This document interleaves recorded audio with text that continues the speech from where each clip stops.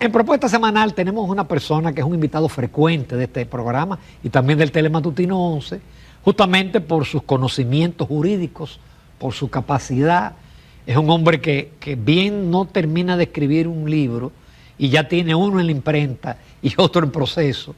Es un académico y nosotros por eso lo llamamos y consultamos con él cada vez que hay temas jurídicos o temas en sentido general de los problemas nacionales. El doctor Trajano Vidal Potentini, que es por lo demás presidente del Colegio de Abogados de la República Dominicana. Trajano, muy agradecido. Bueno, a ti y a ese gran público que te sigue y presto para compartir y participar de esta interactividad muy singular, ¿verdad? Que siempre se viene presentando de lo que es toda esta evolución en el marco social y sobre todo jurídico. Exactamente. Pero primero nos tomamos 2 tacitas de aroma, sabor y calidad que nos brinda Kenia Industrias Vanilejas y que ya los amables televidentes de seguro, antes de sentarse a ver el programa, ya se tomaron su tacita. Gracias, Kenia. Sí, sí, una tradición. Esta tradición. Café Santo Domingo. Esto es una marca país. Hay muchos temas, Trajano, pero como bueno, estamos estrenando una nueva procuradora. Yo quería irme al hecho de que como que hay una confusión entre el procurador y Ministerio Público. Y se habla de la independencia del Ministerio Público y se modifica la Constitución para cambiar, vamos a decir, la forma de elección del procurador y de los 7 adjuntos. Entonces, como buen jurista, yo creo que tú aclares qué es el Ministerio Público, qué es el procurador y qué tú opinas de la selección de Jenny Berenice Reynoso. Primero, el Ministerio Público es un órgano constitucional, es el cuerpo jurídico, ¿verdad?, que encarna la persecución y que hasta hace poco era el responsable de la política criminal del Estado. Digo hasta hace poco, porque de forma transitoria, provisional, se le han dejado esas funciones, pero ya con una modificación constitucional, la última, que posteriormente ya a partir de una ley, pues lo va a encargar, parecería que a lo que sería el proyecto de Ministerio de Justicia. O sea, que sigue con esa función el Ministerio Público, que es el órgano, es el cuerpo, ¿verdad?, que tiene en su haber lo que son pues todos los funcionarios, lo que es el esquema de persecución, lo que era esa representación cada vez más precaria, que encarnaba a ese funcionario, que se decía que era el representante de la sociedad. Digo cada vez más precaria porque ya hoy por hoy no es tan representante de la sociedad, sino que hay que buscar esa representación en otros escenarios porque ya se habla de justicia restaurativa, donde está llamado a jugar un rol importante, preciso, contundente ya la víctima como tal a la hora de restituirle o restaurarle sus derechos y en su función de actor civil o, por qué no, si se quiere, de querellante, de encaminar el proceso. Por eso la noción de orden público, como que con este Código Procesal Penal en el fondo, va decreciendo en algún sentido. Ya el tema de la acción privada, la pública con acción privada, donde pues participa también el Ministerio Público, pero todo este enfoque está hoy por hoy supeditado a lo que serían pues los intereses de la víctima dentro del ámbito de justicia restaurativa. Entonces la Procuraduría o la Procuradora es quien encarna esa representación como máximo representante del Ministerio Público, es la cabeza del Ministerio Público, es la funcionaria encargada. Nosotros hemos valorado y hemos reiterado y hemos dicho que para nosotros como Colegio de Abogados de la República Dominicana, Jenny Berenice encarnaba y lo sigue encarnando en aquel entonces lo que era la evolución natural de la independencia o del camino a la independencia y por qué no de esa pretendida aspirada carrera del Ministerio Público. Porque es una persona que en un esquema de méritos tiene ya 20 y tantos años, se la ha jugado, una persona de una honestidad probada, es lo que conocemos nosotros fehacientemente en República Dominicana, y un testigo de excepción de todo ese proceso y por qué no un sabueso, una persecutora del crimen organizado. Esa es una mujer de campo. Habrá que ver ahora cómo va a entronizar, cómo va a equilibrar esa pericia con una labor ahora gerencial que es la que le corresponde. Habrá que ver, por eso estamos atentos a lo que serían su impronta, sus primeros pasos, la proyección de su impronta en todo esto. Pero nosotros suscribimos, nosotros aplaudimos esa designación porque fuera de ella no había nadie mejor para darle continuidad, darle seguimiento a este tránsito. Dejarla a ella fuera era dejar en desbandada esos procesos que ha venido ella encarnando como testigo de sección. Tú podrás decir, bueno, no han sido los resultados esperados. Yo digo que nosotros tenemos el Ministerio Público que pagamos. Entonces no podemos esperar demasiado con un Ministerio Público que no tiene personal, que no tiene recursos, ni siquiera un sistema de pensiones. Que ese rostro humano de esas condiciones por demás necesarias que necesita ese Ministerio Público, yo creo que es el gran reto. Amén de lo Pero que los jueces sí tienen pensiones. Tienen pensiones, también con muchas limitaciones, el escalafón, han estado en huelga. Pero en el caso de los fiscales es un tema mucho más dramático. Ahí hay personas con 80 y tantos años que están todavía, si no son funciones. Y personas que se juegan su vida y su seguridad en muchos casos. Ya los que tienen 80 no tienen cómo jugarse la vida porque están en un escritorio. Pero el que está en un juzgado. Totalmente, y el que está allanamiento, pero los tirotean a cada rato. Claro que sí, claro, y ya han muerto fiscales en esa interactividad. Ciertamente sí, están en el epicentro del problema. Entonces, viene sin duda que hacer un trabajo que pudiera tener esa debilidad de la falta de recursos. Por eso tenemos que pedirle al presidente, al Poder Ejecutivo, que dispongan las partidas, porque si no lo que se va a quemar.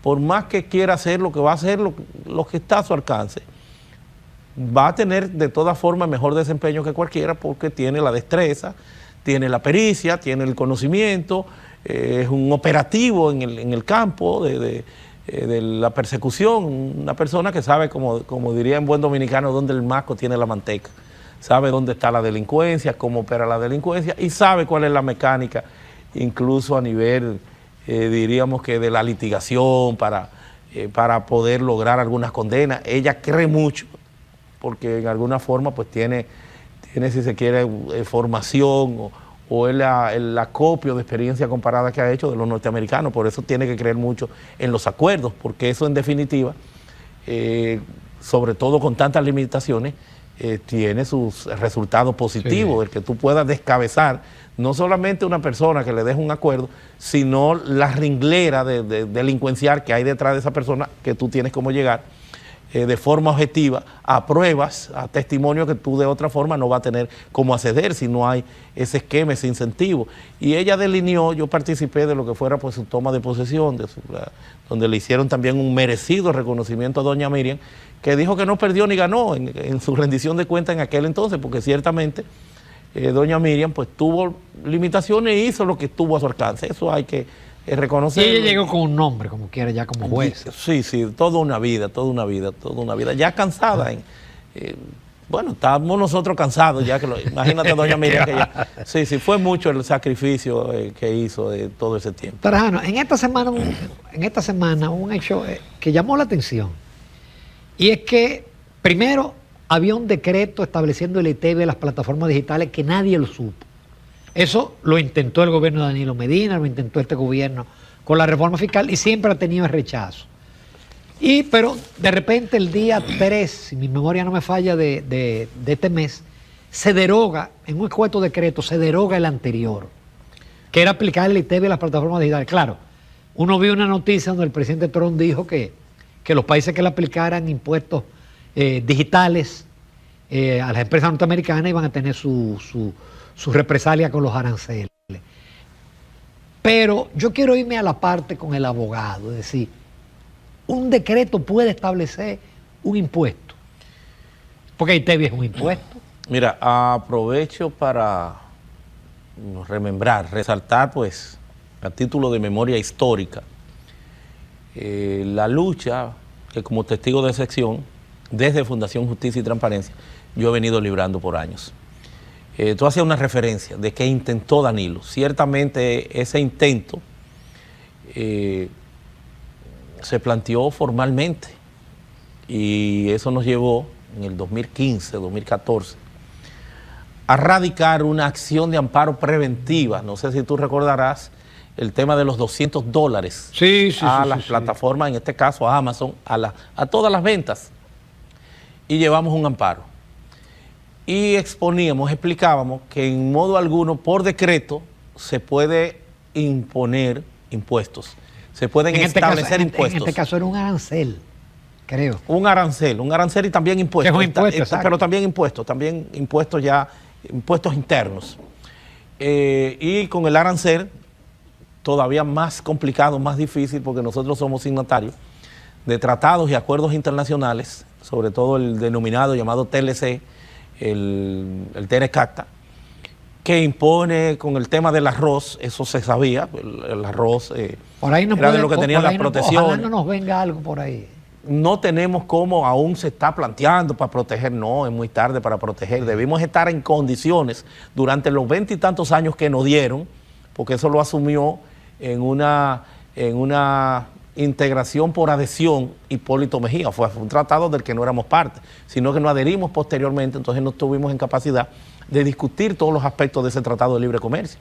Entonces hay algunos productos como el arroz que tenían una protección máxima de una cantidad de años, donde le establecían el arancel, porque era un rublo muy importante de República Dominicana, y para tú proteger la industria nacional, tú tenías ese tiempo, porque eso te iba a permitir reingenierizar tu proceso, para que eventualmente, para aumentar y ponerlo en condiciones a las personas de que pudieran ser competitivos. Resulta que no hicimos nada, no hemos sido competitivos y ahora estamos inventando de que vamos a dar protección y que vamos a establecer aranceles. No podemos. Eso pudiera traernos inconveniente. Porque lo que hicieron es, nos dijeron con este tratado, señores, mire, ustedes tienen un tiempo para que se pongan a tono y estén en condiciones de competir. Porque si no compiten, van a salir del mercado. ¿Qué hicieron muchos? Que entregaron el uniforme con tiempo de empresario, cogieron y vendieron, se asociaron, quedaron con una parte, porque dijeron, bueno, en el futuro no vamos a estar en condiciones de competir. Porque ¿qué es lo que pasa? Cuando tú vengas con un pollo que parece un pavo, que te llevan a un supermercado, un pollito chiquito aquí, si tú no estás en condiciones, porque no tiene el abono, porque no tiene los alimentos, tú vas a buscar el que parece el pavo, que además será mucho más barato. Entonces, si no está con el pollo, que era otro también de los que tenían esa protección, si tú no estás en esas condiciones, va a tener inconvenientes. Y se trató en aquel entonces, para no disluirme, para no apartarme mucho del tema, se trató en aquel entonces de imponer no solamente aranceles, sino también impuestos. Nosotros enfrentamos eso porque no hay impuestos sin ley. Eso es un principio cardinal del derecho. Solamente el Congreso Nacional está en condiciones de gravar con impuestos cualquier actividad, en este caso los internos, porque con los aranceles aún son impuestos, pero también ya tienen una connotación que debe estar concatenada a esa expresión propia del derecho convencional, que es el derecho de los tratados internacionales, que después que tú lo has asumido, en los términos del artículo 26, numeral 2 de la Constitución, son parte de nuestro entorno jurídico y tiene que ser observado, respetado, incluso en los más altos niveles. Por eso hay un control preventivo de los tratados y acuerdos internacionales previo que tiene el Tribunal Constitucional que refrendar el que eso conteste con la Constitución para su ratificación definitiva. Entonces no puede nadie, aunque aquí hay una prostitución, porque el afán del lucro, hay una prostitución, y se ha desvirtuado entonces lo que es el derecho tributario a partir de lo que son los tributos, donde entra en esa categorización los impuestos, las contribuciones especiales, pero entra también los arbitrios, pero entra también las tasas. Con las tasas también han hecho un desastre. Disfrazan. La disfrazan porque una tasa se corresponde a una institución que te da un servicio y necesita mantener el servicio, entonces te va a buscar algo equivalente para el servicio. Por ejemplo, un acta de nacimiento, bueno, yo como Junta, como Oficialía del Estado Civil, a partir de la Junta Central Electoral que maneja esa parte, y pongo el caso de la Junta porque fue la primera acción de inconstitucionalidad que nosotros como Fundación Justicia y Transparencia en el 2012, todavía no lo han fallado. Todavía al día de hoy. Fueron de las primeras acciones de inconstitucionalidad. ¿Usted considera que no es correcto cobrar por un acta? O sea, una cosa es tasa, pero si es desproporcionado, tú lo que estás clavando un impuesto. Entonces ellos tenían 300 pesos, pero además con una doble tributación, porque la misma que tú dabas también había que legalizársela. Pero es una barbaridad porque también un acta de nacimiento caducaba en un tiempo. Sí. No puede ser. Ahora tú me dices una circunstancia especial, como es un certificado de buena conducta, tú puedes mañana, pasado, delinquir. Entonces eso tiene un tiempo que tú tienes que actualizar. Pero un acta de nacimiento no. ¿Qué va a cambiar en un acta de nacimiento? Pero todavía peor. Yo que pasé por eso. Tu nombre. Yo que pasé por el caso del fallecimiento de mi esposa. Tú dices, pero un acta de defunción ya es definitiva. Y nosotros por una serie de trámites sucesorales sacamos un acta de función a los 3 meses vencía. Pero, o sea, ¿qué va a cambiar? No hay resucitación, no hay nada, como tampoco el nombre ni tu nacimiento. Exacto. Eso es inmutable, eso no tiene ningún cambio en ningún tiempo. Entonces esa prostitución, o sea, se han convertido en maquinaria de recoger y recoger recursos a costa del pueblo, porque no responde a la esencia de una tasa. Un acta de nacimiento, bueno, yo quiero mejorar esa parte, te puedo cobrar 50, 60, 75 pesos, pero 300 y había que ir a legalizar, o sea, a legalizarte algo que tú diste.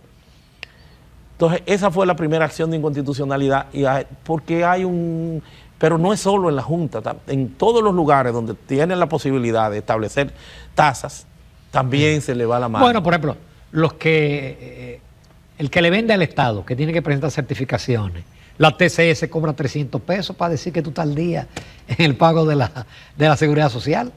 Eso. Entonces, eso es desproporcionado. Exacto. Pero no es solo eso es en todos los niveles. Es una prostitución generalizada que hay del sistema desde siempre, porque estoy hablando del 2012 y esta es la hora que el Tribunal Constitucional ni siquiera ha fallado. Eso que ya pudiera carecer de objeto, no sé qué habrá hecho la Junta. Un matrimonio, un dineral también. Entonces era un negocio. Entonces el presidente se le fue la mano, porque no tiene facultad alguna para establecer impuestos, y mucho menos con un carácter de extraterritorialidad. Exactamente. Porque estoy poniendo a un extranjero que sea agente de retención. Pero de plataformas digitales que no originan esos servicios aquí. Y que tiene entonces también un tema de reciprocidad y de tratamiento fiscal especial, uniforme, particular en función de todas esas directrices, de estos tratados y acuerdos internacionales que tú tienes que revisar. Entonces un decreto de enero de por Dios. Entonces, gracias a Dios, nosotros saludamos el que hayan rectificado ese desacierto, porque no se corresponde. Pero eso fue por Trump, ¿eh? Yo creo que fue por Trump. Bueno, pero la declaración de Trump la habría dado fue la reflexión. Pues, yo creo que sí, que tiene su peso, porque un Trump que anda repartiendo impuestos a países sin ningún problema, aliado natural, imagínate al que arranca a provocarlo, que tiene una política exterior ahora mismo agresiva.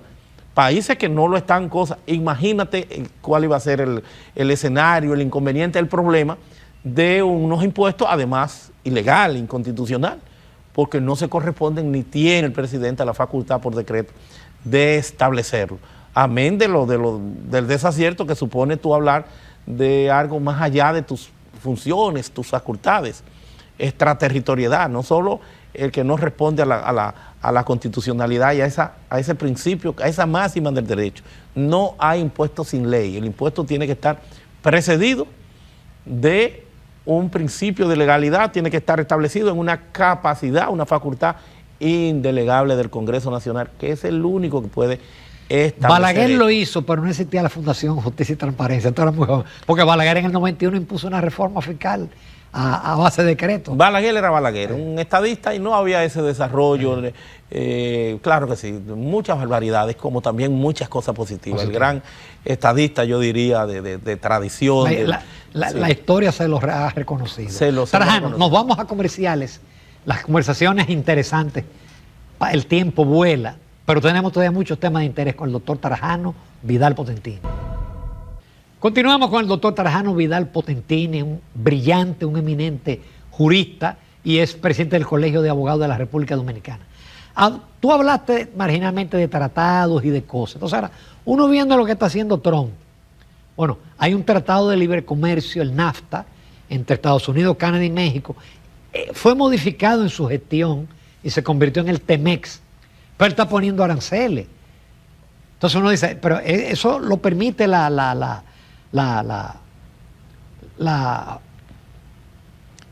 propio esquema convencional de los tratados. De los tratados, o lo permite la Constitución norteamericana. Es decir, el hecho de que habiendo un tratado de libre comercio, usted empieza a poner arancel y quita y pon. Mira, la Constitución, que es una Constitución, si se quiere, de una naturaleza pétrea, porque son grandes principios, por eso se habla de enmienda tal, no es una Constitución nueva, no, es una enmienda cada vez. Sí, es una Constitución antiquísima, 1776, evidentemente que no considera, no prevé, no tiene hoy por hoy lo que es esa temática propia de la interactividad que se da en el marco internacional a partir del derecho internacional. El derecho internacional que tiene sus reglas y que algunos, Han Kelsen, por ejemplo, un gran jurista del principio de los 20 del siglo pasado, si se quiere en alguna forma el padre inicial de la justicia constitucional en Austria, uno de los primeros, además de su teoría del derecho, la pirámide kelseniana del tema de la ley, se hablaba del monismo y el dualismo a partir de verificar en qué medida, en qué forma el derecho internacional pues estaba hasta por encima. Es una discusión que todavía sigue en boga, hasta por encima del derecho interno. No obstante, lo que se habla es de primacía, supremacía, para darle una connotación a un sentido y al otro a nivel ya del derecho constitucional y el derecho internacional. Pero lo cierto es que el ordenamiento jurídico hoy por hoy interno de los países pues sigue siendo parte de esa autodeterminación, de su fuero interno, y es el que prevalece. Entonces, la Constitución no tiene que ver con eso, sino que ya es el derecho internacional, y en el caso de Donald Trump, lo primero que él ha hecho es irse apartando. Él ha creído en eso, salió de la Organización Mundial de la Salud, no creen en una serie de temas, vacunas y demás, no creen en esa estructuración y son críticos en alguna forma, y se está planteando hasta salir de la Organización de Naciones Unidas. Hay que ver a dónde nos llevará lo que es su particular proceso de estilo de política exterior, una política exterior a mi juicio un tanto agresiva.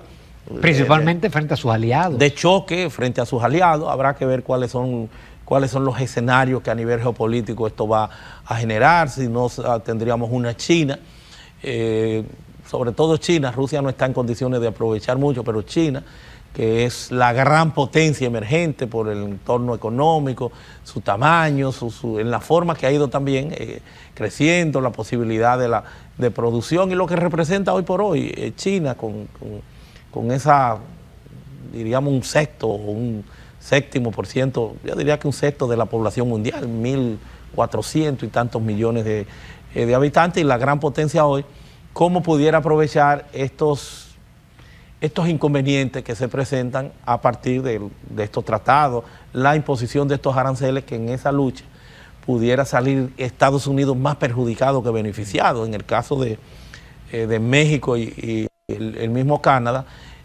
como ya él se ha apartado y como no reconoce la jurisdicción de muchos de estos órganos de carácter multilateral, dentro de la diplomacia multilateral también, la diplomacia amplia, porque se hace a través de organizaciones internacionales, que son las que tienen el equilibrio a nivel internacional de poder tener pues alguna decisión, pero siempre y cuando se sometan a la competencia de ellos, llámese a la Organización Mundial de Comercio. Entonces ya Estados Unidos se ha ido apartando y no reconoce la autoridad de ninguno de estos esquemas, entonces no hay cómo hacer más nada que no sea ya una política interna de esos estados dando respuesta. Me pones aranceles y yo te pongo. Habrá que ver entonces en un tema de balanza comercial, que ya los economistas tendrán cómo hacer ese levantamiento. Trajano, el presidente emitió un decreto la semana ya, pues ya hoy tenemos que hablar de la semana pasada, donde declara 26 bandas como terroristas. Parece como una omisión porque no metieron a Barbecue, que es el principal bandolero. Ahora, el trasfondo jurídico, porque aquí han atrapado bandoleros, pero los entregan a Haití. Es decir, ¿podemos nosotros jugar a un bandolero haitiano? Es decir, ¿tiene realmente, salvo que vamos a decir, el impacto político, si se quiere, que tiene el decreto, el impacto jurídico? Mira, el presidente Abinader... Y perdón, también quiero que lo compare con el hecho de que Estados Unidos lo hizo con los narcos mexicanos. Sí, el presidente Abinader ha jugado a nivel internacional un rol protagónico importante, ha participado en la comunidad internacional de forma militante con el tema haitiano, y parece que eso lo ha emocionado y en esa emoción, ¿verdad? Ha hecho algunos planteamientos que bien pudiera ser positivo desde el punto de vista retórico, pero que en modo alguno se concreta, se aterriza con las facultades y posibilidades jurídicas, el que por un decreto, también con un tema de extraterritorialidad, tú estés haciendo una declaratoria de que las bandas son bandas terroristas, porque una calificación jurídica solo son los jueces, los fiscales investigando en el marco de una serie de presupuestos previos, que el primero, el fundamental, es precisamente la competencia, el que tú seas competente para decidir o no sobre un particular, y hay lo que se llama el juez natural. El presidente no es juez, el presidente no es legislador, el presidente no puede hacer una declaratoria que no sea algo discursivo, pero no tiene ningún efecto jurídico. Tal vez lo que debió fue hacer una declaración, no de que serán juzgados. No tenemos tampoco por el tema de la competencia, por el tema no solo de la personalidad de la pena, sino del hecho y del mismo territorio. O sea, tú no puedes, algo que ocurrió en Rusia o en cualquier país, por más cercano que pudiera estar, o en Puerto Rico, adjudicarte la capacidad o la posibilidad de un juzgamiento, porque no hay nadie competente en la República Dominicana. Entonces tampoco hacer declaratoria de las bandas.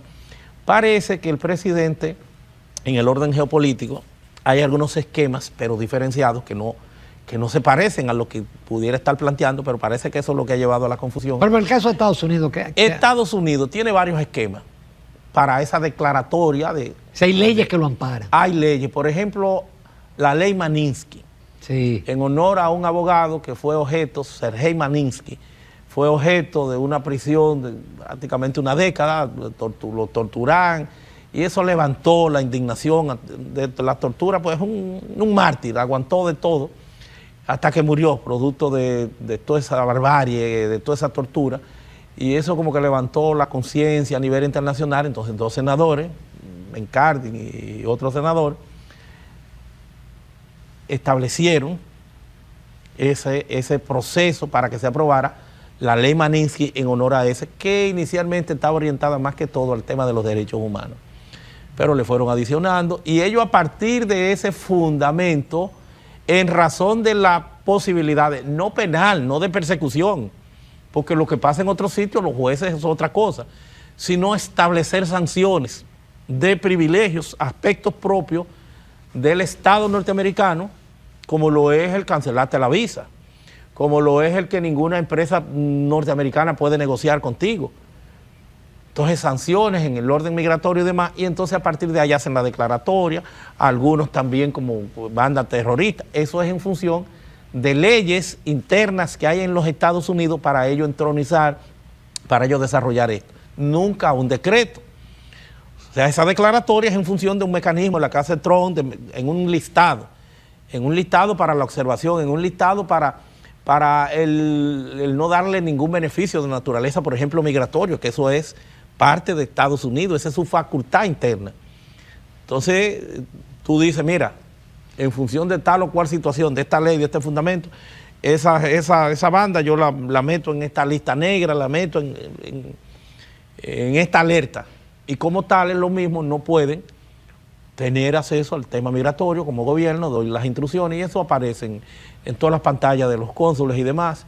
Eso no pueden aplicar para esto, eso no se puede, ninguna empresa puede negociar porque hacemos tal o cual sanción.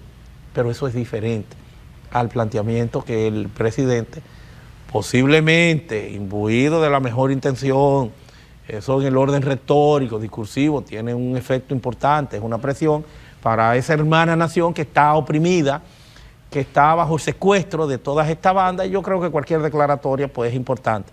Pero ojalá no lo hubiese hecho por decreto, una declaración de esa tribuna, era positivo. Que en pocos minutos, Trajano, tenemos una situación que se agrava.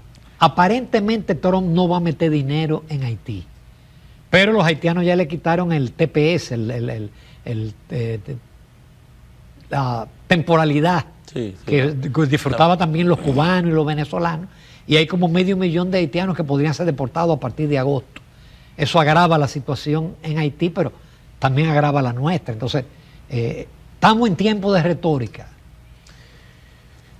Mira, lo primero que hay que entender, tenemos 2 grandes partidos que son los que se han alternado el poder, una partidocracia sólida, fuerte, los republicanos y los demócratas en los Estados Unidos, y cada uno tiene su enfoque, tiene sus temas que ellos califican dentro de su política como aquellos temas que están contestes con sus intereses, su filosofía, su ideología, y los temas de Trump que ahora vienen potencializados, ahora vienen exagerados, diríamos, el tema de, mira al extremo que ha llegado, a plantearse de la eliminación de la nacionalidad por nacimiento. Algo que eso es constitucional. Algo que efectivamente, que es constitucional, que no le corresponde, pero no solo constitucional, hasta, con que fuera legal sería suficiente, ni siquiera que tuviera esa cobertura suprema de la Constitución, sino hasta que tuviera tipificado, orientado en una ley, no tiene la facultad, y por eso pues ya eso han tenido jueces que enfrentar. La verdad que allá hay unos jueces federales que son independientes. La justicia tiene un grado importante de independencia, por eso tú no ves que alrededor de la justicia hay ni siquiera el populismo, la sociedad no se mete. Puede reaccionar en un caso emblemático, pero la justicia goza de ese fuero, de esa independencia, y ahí es que se sustenta cualquier democracia, en ese equilibrio y fortaleza de los poderes. Por eso aquí la democracia es mucho más débil y está más rezagada, porque no tenemos el mismo esquema de selección, la misma tradición, la cultura de poca institucionalidad, pues nos lleva a todo eso. Entonces hay que entender que por eso se está cerrando la USAID, porque la USAID venía acorde con las políticas del gobierno de turno, el tema de los LGTB, el tema de los grupos vulnerables, fíjate que habían en lugares donde habían 3 baños, en las cárceles, bueno, había toda una dinámica que no se corresponde con mucho más conservadores, que son el Partido Republicano, que está Trump, aunque ahora eso ha venido potencializado y diríamos que hasta exagerado, porque Trump lo que no hizo en algún momento ha venido ahora con el designio de hacerlo y hacerlo rápido. Él sabe que nada más le queda un periodo. Efectivamente, además también del tema biológico, ya Trump tiene 78, 79 años. Entonces, todo esto trae consigo de que eso irradia el resto a nivel geopolítico, el resto de los países. Entonces no se va a apoyar nada que tenga que ver con ese ámbito propio de los países, como es autodeterminación, con leyes internas, como es el tema migratorio. ¿Quién debe estar en un país? El que tú entiendas en función de las reglas que tú establezcas como país, al margen del respeto y la observación de los derechos humanos que tienen una connotación universal. Pero lo cierto es que las leyes migratorias son propias de los países. Entonces eso va a tener una repercusión, no solo lo que van a deportar, también van a deportar muchos dominicanos, como van a deportar. Ya están llegando. En otros, están llegando, y en Haití ya las condiciones, hasta por un tema de derecho humanitario que le habían dado, ya empiezan a desaparecerla y lo van a hacer, y eso evidentemente que va a agravar la realidad dominicana con esa presión, con el mayor problema que tiene República Dominicana, que es el tema haitiano, la implosión interna, la presión hacia nuestra frontera, porque el muro no fue ningún muro, el muro es una malla, el muro no tiene tampoco aún esa malla, ¿cómo serviría eso para una contención real? De una masa. Y no solo de una masa, sino de esa cantidad, más de 300 kilómetros que hay de frontera. Eso no hay la capacidad para cuidarlo. Se están, parece que, haciendo esfuerzos tecnológicos, los drones, con la inteligencia artificial, y más que la inteligencia artificial, con el avance de la tecnología. Pero todo esto